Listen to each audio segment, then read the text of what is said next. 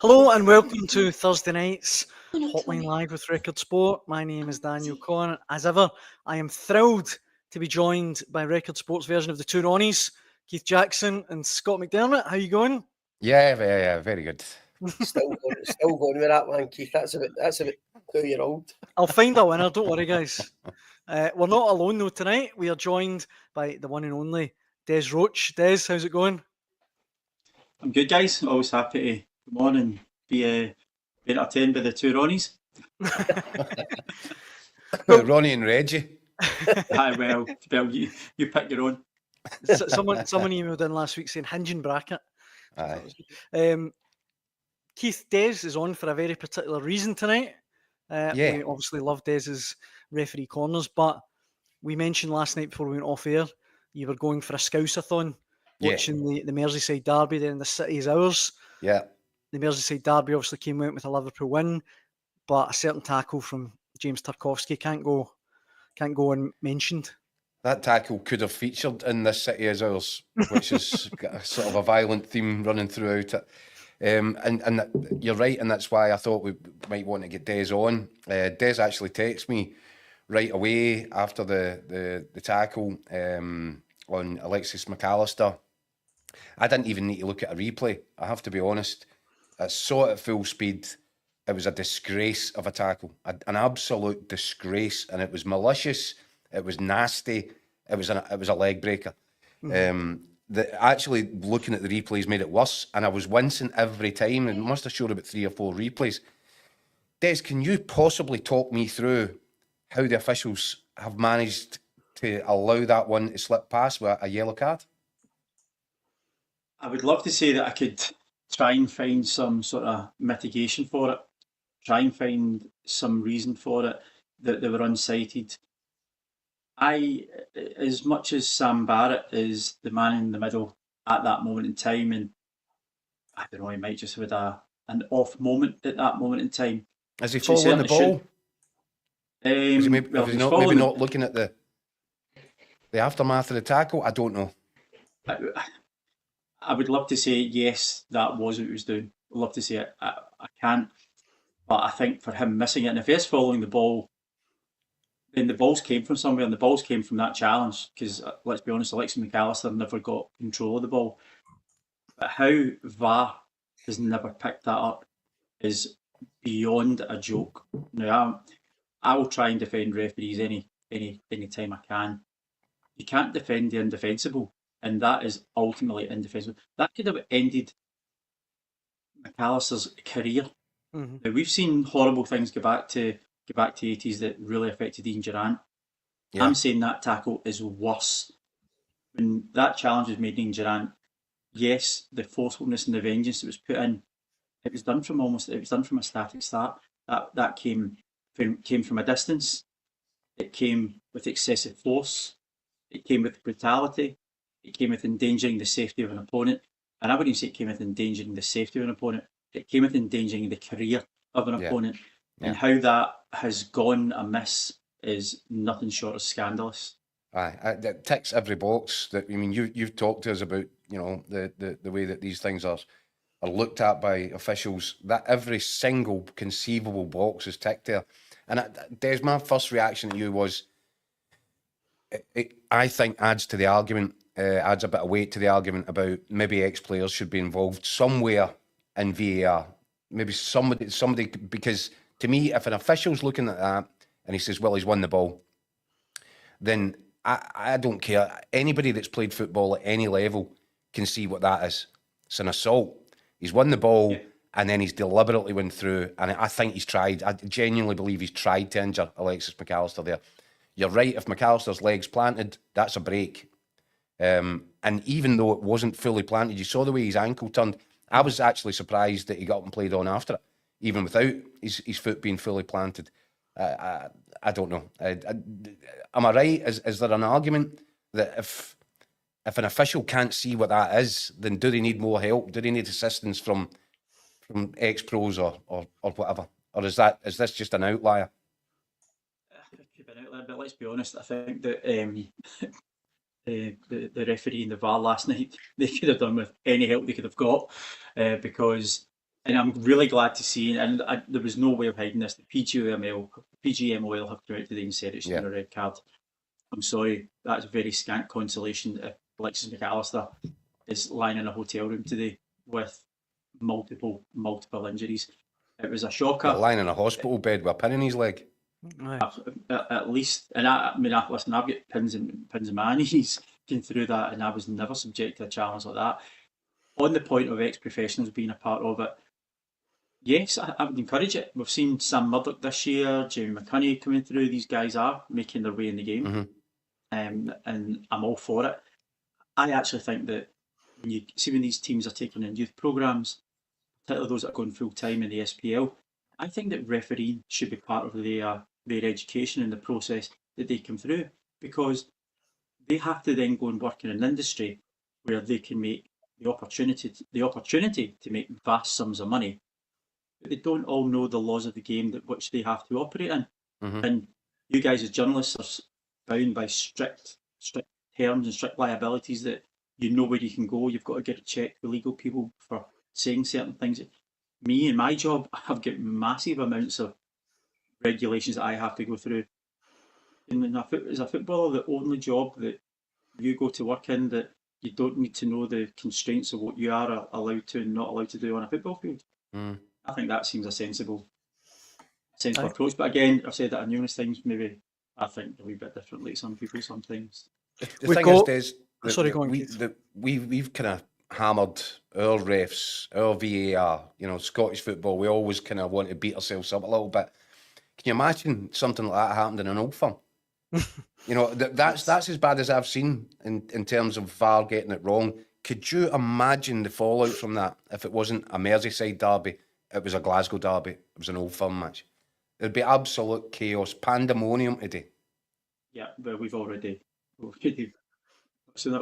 seen a government inquiry from two managers having an argument on the side of a pitch. We'd be back at Holyrood today.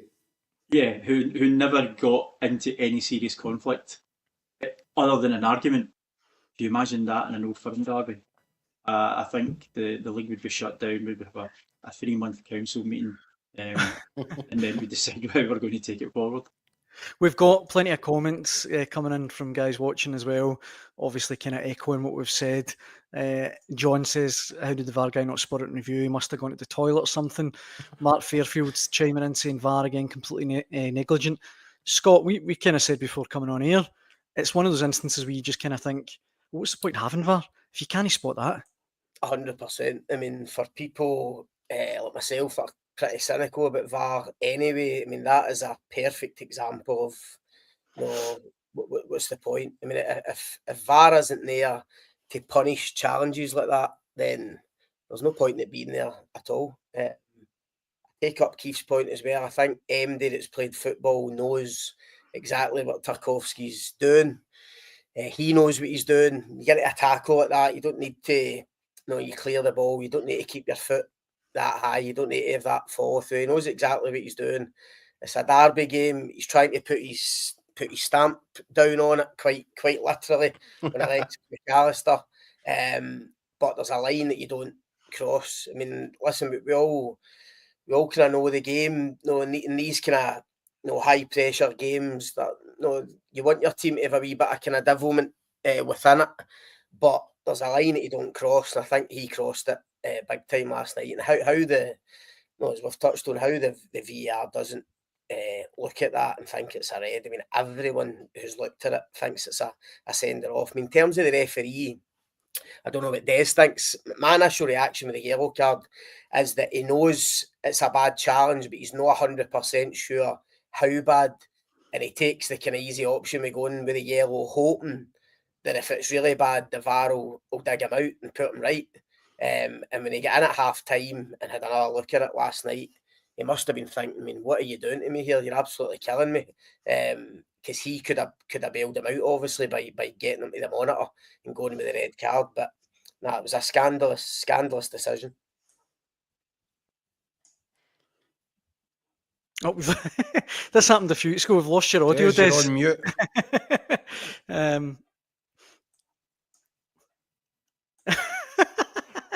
Sorry, I can't help but laugh. This happened to us the other day as well. He's miming. Well, I mean, just on that, while we try and get Des back. Can he get retrospectively punished? I'm not sure what the story is. That's what I was. Remember the old thing back in the good old days of the compliance officer. Aye. That's but the compliance officers seem to get phased out when VAR get phased in. Mm-hmm. I'm not sure how it worked in England. Did they really have compliance officers the way that we had them up here? I don't think so. But was it not the case with the compliance officer that if the referee dealt with it on the pitch, you couldn't then go back? I think the compliance officer could only look at incidents. The compliance officer, Scott, and seeing this the way it was run up here, the compliance officer could get involved in anything that he or she wanted to get involved in. There seemed to be no rhyme or reason. You know that was part of the fun of the fair, wasn't it? That the compliance officer would set one rule for one incident, then all of a sudden there'd be a different rule for the next. The joke was it was trial by sports scene, wasn't it? It used to just watch the highlights, and if it can get talked about, then they would maybe dig it up. But that one for me is a scandal, and I hope we can get Des back, because before we came on, Scott, you actually also mentioned another incident during the match that I think needs re-examining as well. I think Jordan Pickford's naughty later on in the game on Darwin Núñez as well. No quite as brutal as the Tarkowski one, but again, he knows what he's doing. Getting in late on Núñez, he knows that the whistles went, so the player's going to get a free hit. Get a free hit, just carries through, and again, it's high. If the whistle hadn't went, it's a clear penalty, and you could see how raging Núñez was. I mean, unbelievably, he actually get booked, and obviously Everton get the free kick for the offside. But I thought that was a bit naughty for the keeper as well. And Pickford's got a bit of form for that. Put Virgil van Dijk out for about a year with the exact same sort of challenge. Late challenge at the back post. You're right. I think we might have Des. But Des, can you hear? Can we hear you now? No, we can't. Well, look, we really appreciate this coming on as always. Maybe that's what happened with the VAR last night. Similar problems, audio issues. It was run from Des' spare room. But look, Des, if you can hear us still, thanks so much for joining us. We really appreciate it as always. Just as well, Des isn't he on VAR now? We'd never get a decision. That's what happened last night. That's what happened last night. What is it? Faisley Park? What? It's actually Des's bedroom. We've got a teaming squad tonight, though, guys, because Des Roach has been subbed off, but the one and only Michael Gannon has been subbed in. Mick, how's it going? I'm here. I'm here. It works. For a slight second, I panicked. Just talking about a panic, Daniel, sorry. Mick, I know you're on. We're going to touch on league reconstruction again. Some of the managers in their pre-match press conferences have had stuff to say in it today. See, before we do though, Keith, some breaking news coming out this afternoon from Rangers regarding the Union Bears. Yes. I haven't read the statement in full. I've got the gist of it, and it's clearly a threat that any further sort of lapses of behaviour, any further issues that they cause, and the Union Bears section of the Copeland stand is in danger of being, abolished, done away with. And some might think not before time. How many times we had this conversation about the ultra culture? I'm not a big fan of it. I get that it does bring a bit of colour and noise and all that, but I was brought up in the day when fans were able to do that without being told what to sing and when to sing it and what order. And there are issues with whether it's banners, whether it's offensive chanting, whether it's whatever it is. It seems clear that Rangers are trying to draw a line in the sand. And they're almost sort of poking the bear with a stick here, if you pardon the pun, and daring them to step over yet another line. They're certainly taking an aggressive road with it. But this is what I've said to you in the past, whether it's the Green Brigade or the Union Bears, whatever ultra group it is, when you tell them not to do something, almost 10 times out of 10, they do exactly that, but they do it in steroids the next time. No. So I think these two are now locked into collision course. It'll be fascinating because obviously, you know, Rangers are at Ibrox on Saturday, visit from Hibs. Do you expect that to come and go without incident? I don't. So I think that becomes possibly one for the top of the agenda on Monday morning. Keith, you mentioned this a couple of weeks ago, but you can't help, or I can't help but feel this has got something to do with the takeover. No, because potentially, I said when the Rangers board made their last statement, after the UEFA fine and the threat of closing down the Copeland Road stand, that it felt different. The language that Rangers used, it was pointed, it was direct, it felt like a proper warning that I don't think had been there before. And this is the same. I mean, reading that statement today, it feels like a final warning. It feels like the club have had enough. And to go that strong when previously, you expected the club to do something about it, and they were pretty powder puff. To now go that strong on it and warn them like that, it definitely feels to me like in the background the club are thinking, we can't have new owners coming in here, and this is an issue. And this ultras group's going to embarrass them, embarrass the club, get us into more hot water. Listen, I might be totally wrong. Maybe the club just feel now's the time to. It could be a Patrick Stewart-led thing. Yeah, it could be Patrick Stewart, because obviously Patrick Stewart, Fraser Thornton, they only get into the boardroom in December time, wasn't it? So they've only just got their feet under the table themselves. It could be that this is their voice that you're hearing, as opposed to the previous board, which kind of had nothing much to say about anything other than when it wanted to start a fight.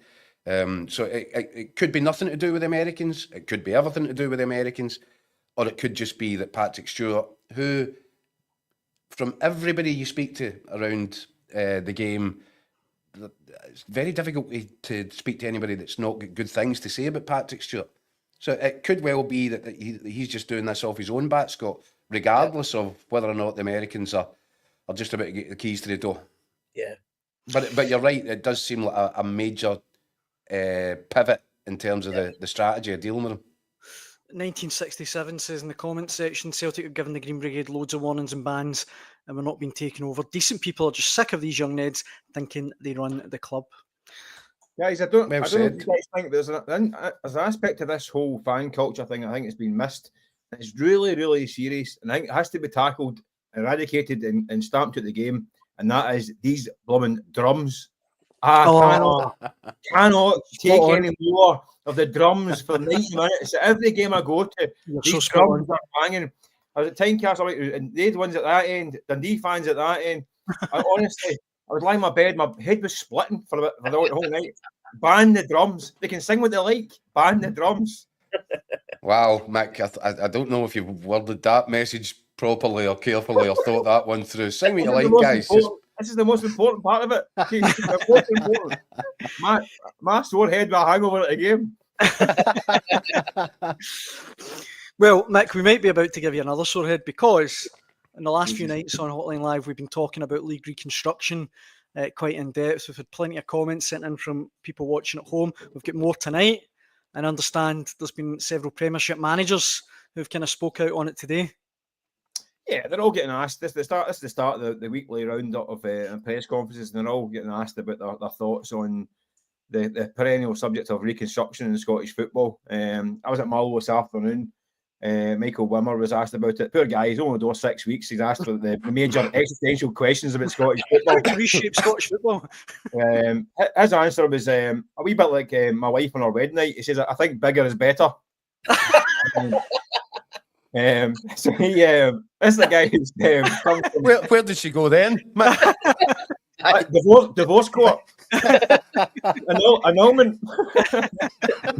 Back down to the bar. Trade the Captains Act is getting enforced. But listen, there's a guy he worked in the Bundesliga and in Austria, and the contrasting kind of leagues, because the Bundesliga obviously the big bumper league, which he liked. It gives young players a chance to kind of flourish. We know the reasons why a bigger league is better.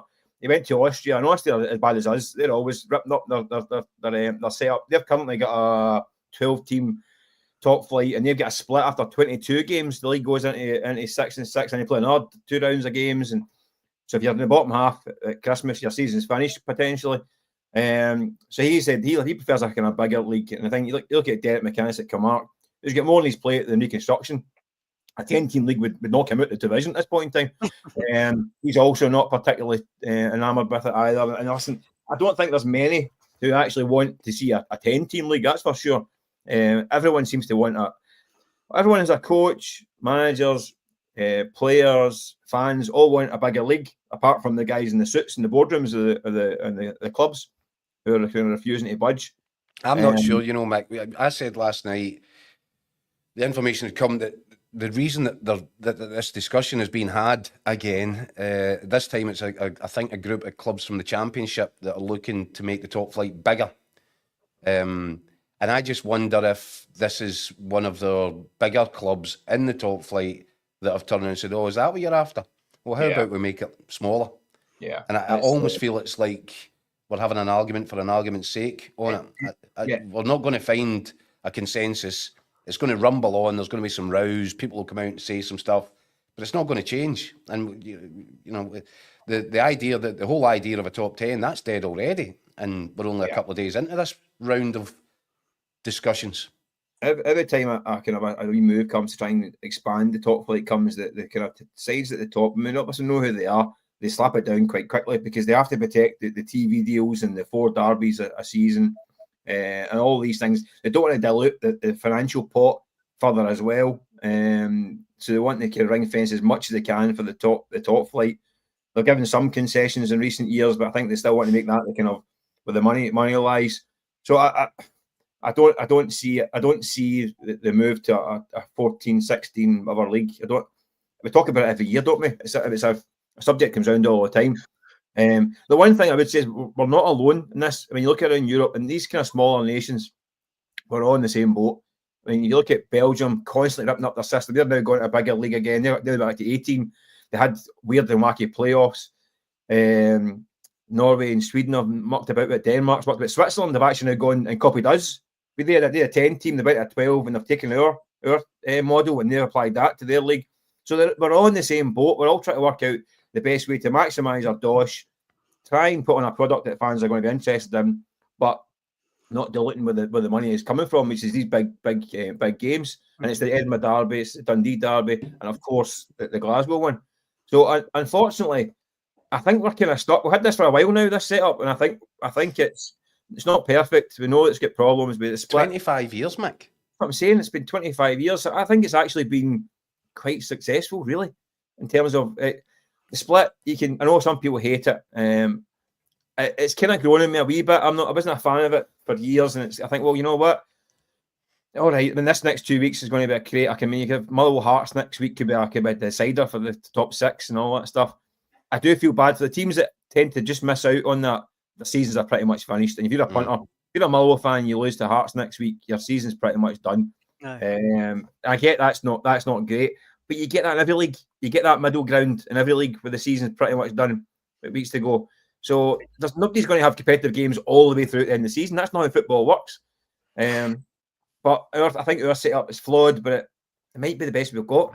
It's not perfect, but it's ours. Yeah, it's not as well. Craigie writes in saying league reconstruction, we should have a 16-team main league, our own SPFL TV to show live games from all leagues and highlights show if Sky want to show the Old Firm games down south. Tell them we want money. And this one as well, just to finish on it, Sean writes in saying the idea floated to reduce the league to 10 teams is nonsense, although I'd agree to get rid of the embarrassing split. A 10-team league is amateur thinking, make it 16 teams. I've not seen one person in all the comments this week, guys, that have been sent in saying they want a 10-team league. Not one.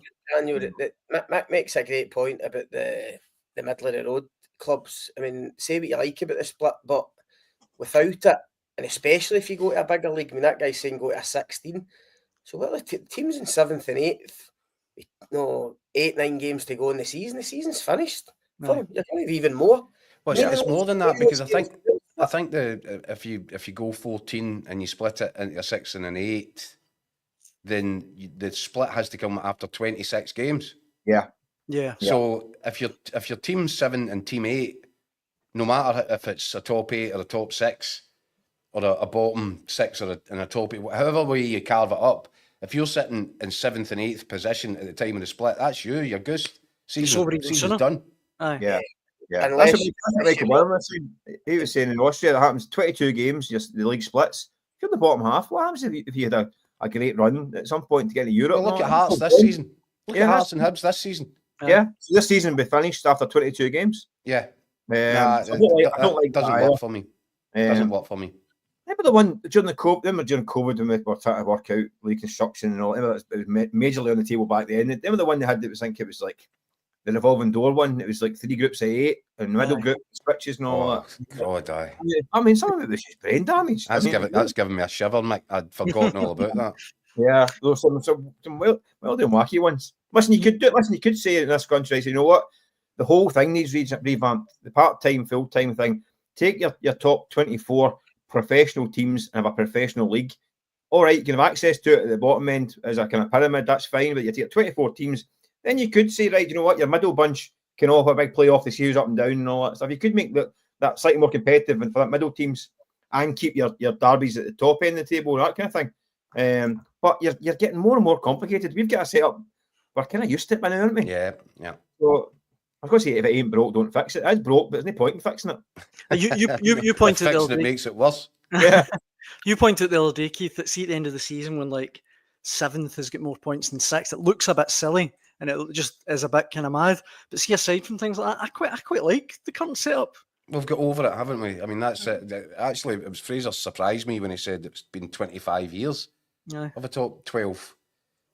So this, and I said before that I felt I was a bit of a traditionalist. I like, I wasn't in favour of the split and all, but this is now the tradition. This is 25 years. This is ours, and it might not be perfect, but it kind of works for us. So yeah, somebody would need to put something down on a bit of paper that looks considerably better than the options that they're currently discussing before I would feel there was sufficient reason to want to change again. Amen to that. Mick, I'm trying to get out of my head the comment. I can't believe we've actually went back to talking about football after that comment earlier. Am I cancelled again? Mick, there's one place you'll never be cancelled from, and that is the Hotline Live. Double jeopardy, surely. No, Mick, thanks so much for joining us in Hotline Live. It's always a pleasure, and commiserations to Mrs. Gannon when you see her. And turn the phone off, Mick. It's only going to be HR. Daniel, just keep going to the end. Why is he getting to go early? Just keep him on. He's got his gymnastics tonight. He's getting his spandex on. I'm a big bother here, Scott. I need to go. No, thanks very much, Mick. We appreciate it as always. Cheers, guys. All the best. See you later. Cheers, Mick. It's always good having Mick on, isn't it? Yes. Elsewhere, I'm still trying to go over that comment, but we'll try. A few little tidbits to finish, guys, that we need to touch on. Mike might have started in the beers early tonight. Is this early? He completely lost his filter. Between Des doing his silent karaoke and then Mick coming on as the comedian, what a bit of blue. Aye, Roy Chubby Brown, I know. Back to football, guys. Neil Lennon, huge win, Keith, last night in the Championship. Massive. Beat promotion chasing Livingston 1-0. Huge victory for them, especially after the defeat of the weekend. Massive win for Neil Lennon. Arguably an even bigger one for Scott Brown. Aye, of course. So yeah, he's done his old captain a big turn with that result. But he needed to do it for himself first and foremost. He's running out of time. He's got into the job with the club in a really precarious position. That 3 points is a big help. And not only does it help because it's moving them in the right direction, but I think in terms of confidence levels, in terms of spirit, going into this kind of last period of the season, there's a chance now to use this victory as a momentum builder for some crucial matches. He needed a win, and he needed a quick win, and he's got it, and against the team who's got ambitions to be playing top flight football in a few weeks' time. So yeah, I think he needed that type of win, didn't he, Jack? Yeah, a statement win. To beat Livy are dogged. I mean, they're one of the hardest teams to play against and get a result against. And for Neil Lennon's players to get a clean sheet, to get 3 points, not to keep Livy out, a real battling performance by all accounts. As Jacko touched on, I think the key thing with that result is just the belief it will give the players, the belief that the players will have in the manager now for the last few games of the season. The fact that he set them up in a certain way and he's managed to get that performance out of them, I just think that'll do wonders for their confidence going forward. Aye, absolutely.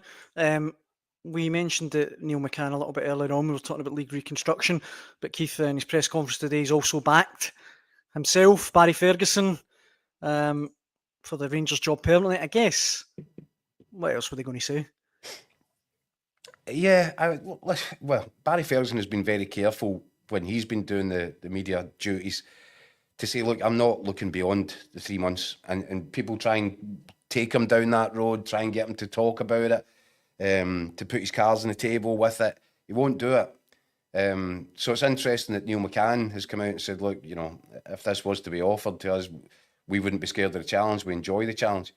And that's absolutely correct. And these guys would never shirk a challenge. The problem is, and the risk of repeating myself, the last couple of nights I've been saying they won't shirk the challenge. The challenge is getting more and more difficult the longer and longer it takes for Rangers to make up their mind what way they're going to twist on it.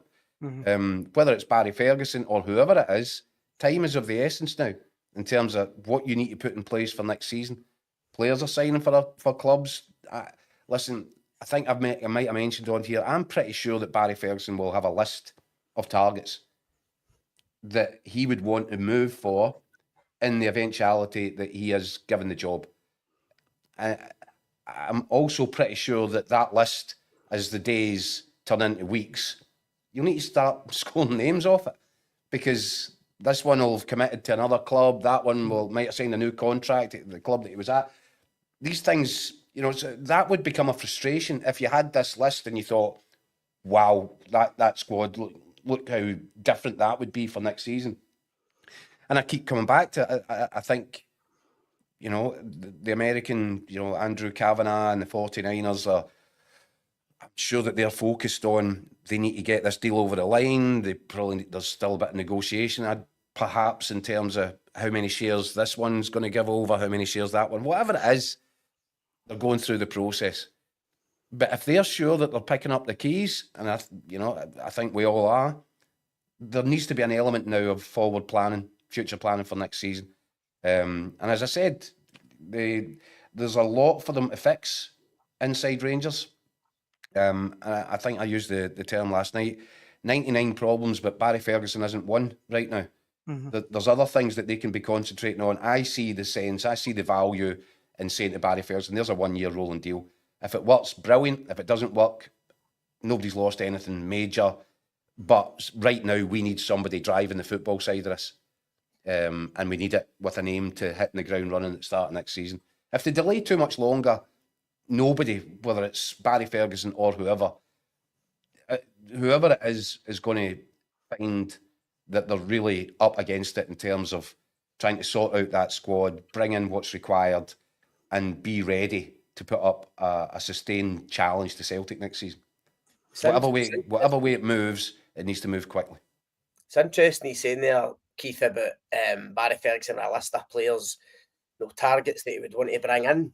He'll also have a list of the players that he thinks should go. I'm pretty sure of that as well, Scott. That he wants rid of. So, I mean, how does that work? Because if you're a new manager coming in, or even the owners coming in, surely you would be quite interested in what the guy who's been working with this squad for the last many assessment of the players is. Mm-hmm. What he thinks of them. And you would be mad to just ignore that and dismiss that. I mean, he's been seeing them every day taking them through massive games, Old Firm games, European quarterfinals, whatever. So is new people going to come in and say, nah, listen, we're getting a new guy and we're not really interested in what you might think Nadim Barami has to be sold in the summer, but no, we'll let the new guy. That would be folly for me, for any new guy coming in. So you're right. I mean, things probably do need to quicken up. Big decisions are going to need to be made. Players going out and players coming in. So it's going to be interesting the next couple of months. Scott, I said some time ago, in fact, when Barry Ferguson and his backroom team were appointed, that see the independent review of the football operation that Patrick Stewart put in place. What's happened to he that? was as well getting them out the building at that point because they're no further use. Nobody will give you a better informed, independent review of what your football department looks like than these guys. Yeah. And the reason being that they've got something to measure it against. What are they measuring it against? They're measuring it against what that place looked and felt like when Rangers were competitive and successful. They are the guys that you want to speak to. Even if you've got no roles for them beyond this season, they'd be the guys that I'd need to sit down in a room and find out, right, what's wrong about this place, what's right about it, and what needs to change going forward. Graham Brown in the comment section points out, why believe any transfer news just now? The new owners have decided who they want and what players to go for. And Keith, I need to ask, I've got 5 or 6 people writing and asking this, although it seems pretty self-explanatory to me, so I'm at the behest of everyone. Can we comment on the 49ers statement from yesterday that they are not directly involved? And I've got one here saying, if I can find it, saying the 49ers have released a statement yesterday saying it's Kavanagh, and I think he means Parag Marathi. I think we kind of knew that, didn't we? That it's not directly the San Francisco 49ers. Well, first of all, we've had 2 people then saying the same thing. They released a statement. No, they didn't. I think Jed York, who's the top man at the 49ers, his family own the 49ers, gave a comment. And at no point did he say, I think he used the words, no financial overlap. That's right, because he's talking about the 49ers. What we're talking about is the investment arm of the 49ers, 49ers Enterprises. Parag Marathi is the president of that, has been with the 49ers for 24 years. And that investment arm of the 49ers was the tool with which they bought 100% stake in Leeds United. I fail to see where the misunderstanding is here, other than maybe wishful thinking. It's real, people, so you might as well get used to it. I had to ask, guys. I'm at the behest of the listeners. Before we wrap up, a couple of other little things. This seems really weird to me. It was a bit out of the ordinary, but we've had some comments on it. Callum Wilson to Celtic, Keith. It's been mentioned by Andy Townsend for some reason.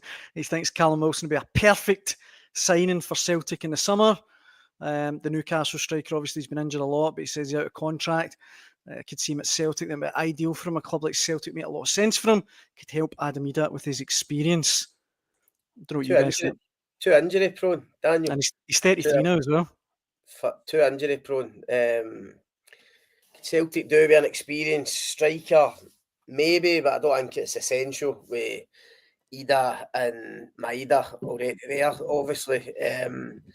Listen, Callum Wilson's a good player in his day. Very good Premier League striker, England international, but has just been riddled by injuries in the last year or two. So I think it'd be a good signing for Celtic. No, for that reason, they need guys. Brendan Rodgers needs guys coming in fit, flying, ready to go for the start of next season. So I wouldn't see that happening. It's also, if you take Celtic's transfer model, turn it upside down, inside out, and then give it a right good shake. That's what you come up with. Signing a 33-year-old striker from the English Premier League that's been injured for 2 years. So I don't know where, and it's a weird one. Andy Townsend. It's almost that's almost why I wanted to read it out, because it's so out of left field. I thought that's really monkey tennis with Chris Eubank, or. Well, a lot of the comments are kind of echoing what we said. Wilson, absolutely not. The guy is talented. Missed a lot of games through injury. Wouldn't represent value for money. Stick to one of the targets from the last window. That's from Dave, and I think he pretty much sums it up. Massive wages as well, Daniel. Huge. It's a massive. I mean, that's where it falls down right away. Because the wages that would be required, and somebody down south will pay it. Yeah, but, of course. You know, are Celtic going to break their whole model for that? Of course they're not. It's a really weird one. It's a real left field one, this. Just finally, guys, our friend at Record Sport, Scott Burns, he's tipping Jim Goodwin for the Manager of the Year award. He's having that. Certainly in the conversation. I hadn't really thought about it before you mentioned it. I mean, in my head, I was speaking to somebody the other day. I mean, I thought Brendan Rodgers, John McGlynn, David Gray would have been the three leading contenders. I hadn't really thought about Jim Goodwin, but listen, I suppose for a promoted team coming up, we get them top six. Who knows where they might finish? They have a really good season, probably against the odds, because I don't think many people would have predicted it. No. Really good signings like Dalby and that coming in again, exceeding expectations. So it might be in the conversation. I mean, as I say, it wasn't an obvious one I thought of, but why not? Keith, you having that? That's what I've said. That's the very phrase, which is probably a bit of a platitude and a bit condescending. He'd be in the conversation. He's not going to win it. I think maybe, I don't know. Do you think Rodgers wins it, hands down, Keith? If he wins a treble? Yes, because he's about to win a treble. So, and I know Celtic have made that look like an easy thing. And this is where people need to keep a sense of perspective. Just because Celtic have made it look easy doesn't make it easy. Doesn't make it so. Winning a treble is winning a treble is winning a treble. And I don't care who you are, where you are, what country you're in. If your team wins a treble, that means that you're the best manager in the country. I get that, and I think he will win it. The only thing I'd say is we all know these votes need to be in before the Scottish Cup's decided, so we're not going to know if he's won a treble. And the only thing I'm thinking is, I think he'll win it. I think he'll be a deserved winner. If he was to lose to Rangers again at Ibrox, I just wonder, would people look at it and think 3 defeats to Rangers, don't know if he's won the treble yet. I just wondered whether a McGlynn or somebody like that might kind of creep up and it might be a surprise. Well, what you usually find is the football writers get it right, and sometimes the players don't. I remember, was it not the season that Walter Smith took Rangers to UEFA Cup final in Manchester? Billy Reid got the players voted Billy Reid for Manchester. I think you're right.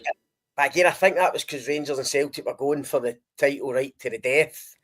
Rangers had done well in Rangers had obviously done well in UEFA Cup. I think Celtic had got to last 16 in the Champions League that season as well. So I think it was such a split vote that obviously people went and said, well, I can't decide between Rangers and Celtic, so I'll just get to Billy Reid to maybe got Hamilton up to 4th or something. Do you know what I mean? So you can get crazy, some crazy results with this kind of thing. I think Rodgers will win it, but I think there will be a bit of support for the likes of McGlynn and, as I say, David Gray, from where he's come from. If he was to finish 3rd with Hibs, I think he'd get a few votes as well. He would, and he deserves them. But let's get it right. Yes, there's a little bit of you're looking into the future crystal ball, but it's not that big of a shout to say Celtic are probably going to win 2 remaining games to win the Scottish Cup, and they've got the league in the bag and the League Cup in the bag. I think that you need to just apply a bit of perspective to it. Yes, there are some people that deserve honourable mentions. John McGlynn, certainly, David Gray, 100%.